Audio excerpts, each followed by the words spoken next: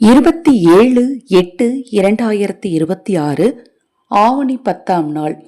ஆவணி மாதத்தில் வரக்கூடிய பௌர்ணமி அவிட்டம் நட்சத்திரத்தோடு சேர்ந்து வரும். பங்குனி உத்திரம் எவ்வளவு சிறப்பானதாக கருதப்படுகிறதோ அதை போலவே இந்த ஆவணி அவிட்ட பௌர்ணமியும் சிறப்பானதாக கருதப்படுகிறது. அதை போலதான் தைப்பூச பௌர்ணமியும். பௌர்ணமி அப்படின்னாலே நிறைய நல்ல ஆற்றல்களை நமக்கு வழங்கக்கூடிய ஒரு அற்புதமான நாள். இந்த நாளில் நம் முக்கியமாக செய்ய வேண்டிய வழிபாடு என்ன? விளக்கேற்றணும். பௌர்ணமி நாளில் நாம் வீட்டில் விளக்கேற்றி வழிபாடு செய்தோம் அப்படின்னா நம் குறைகள் எல்லாமே நிச்சயமாக தீரும். இந்த ஒரு அற்புதமான நாளில் நீங்கள் முருகப்பெருமானை நினச்சி இப்போ நான் சொல்லக்கூடிய இந்த ஒரு தீபத்தை மட்டும் ஏற்றி பாருங்கள். நீங்கள் நினைத்த காரியம் 21 நாள்லையே நினைத்தபடியே நடக்க ஆரம்பிக்கும்.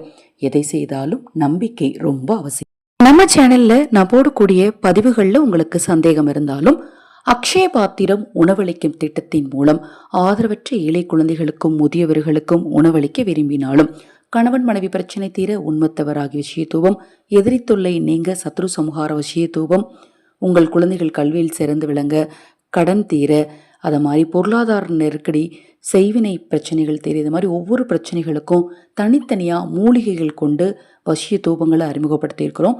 உங்களுக்கு தேவைப்படுமெனில் 9344692042 இந்த வாட்ஸ்அப் நம்பருக்கு தொடர்பு கொள்ளுங்கள். இந்த நாளில் நீங்கள் ஏற்ற வேண்டிய அந்த எளிமையான தீபத்தை குறிப்பாக எந்த நேரத்தில் ஏற்றணும் அப்படின்னு பார்த்தீங்கன்னா, மாலை பொழுதில், அதாவது நிலவு தெரியும் இல்லையா, அந்த நேரத்தில் நீங்கள் வீட்டில் ஏற்றுங்க. வீட்டில் இருக்கக்கூடிய பொருளை வச்சு செய்யக்கூடிய ஒரு அற்புதமான தீப வழிபாடு. நிறைய பேர் பார்த்தீங்கன்னா கோயில்களில் பார்த்துருப்பீங்க. முன்னாடிலாம் ஆரோக்கிய குறைபாடு, காரிய தடைலாம் ஏற்படுதுன்னா இந்த தீபத்தை தான் கோயிலில் ஏற்றிட்டு வர்றதை வழக்கமாக வச்சுருந்தாங்க.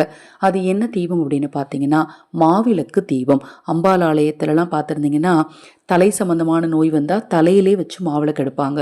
வயிறு சம்பந்தமான நோய் வந்தால் வயிற்றுலையே வச்சு மாவிளக்கு எடுப்பாங்க.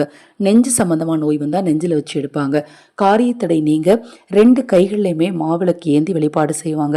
இந்த மாவிளக்கு தீபம் குலதெய்வத்திற்கு, முருகனுக்கு, அம்பாளுக்குன்னு எல்லா தெய்வங்களுக்குமே உகந்த ஒரு தீபமாக கருதப்படுது.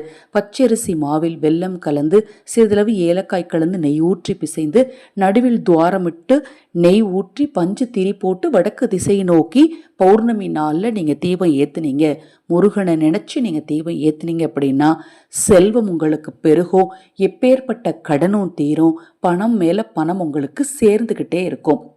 நீங்கள் நினச்ச காரியம் நினைத்தபடி நடக்கும். இந்த ஒரு அற்புதமான மாவிளக்கு தீப பரிகாரத்தை இந்த பௌர்ணமியில் முருகனை நினச்சி நீங்கள் செஞ்சு பாருங்கள். உங்கள் வாழ்க்கையில் முருகனின் அருளால் நிச்சயமாக நினச்ச காரியங்கள் நடக்க ஆரம்பிக்கும். இது போன்ற எண்ணற்ற தகவல்களை தெரிந்து கொள்ள தொடர்ந்து நம்ம சேனலை பாருங்கள். இந்த மாவிளக்கு தீபம் செய்முறையிலையோ அல்லது ஏற்றும் முறையிலையோ உங்களுக்கு ஏதாவது டவுட் இருந்தால் வாட்ஸ்அப்பில் கேளுங்க. ஹரஹர சங்கர ஜெய ஜெயசங்கர. மகாபெரிவா திருவடிப்பாதம் சரணம் சரணம். நல்லதே நடக்கட்டும்.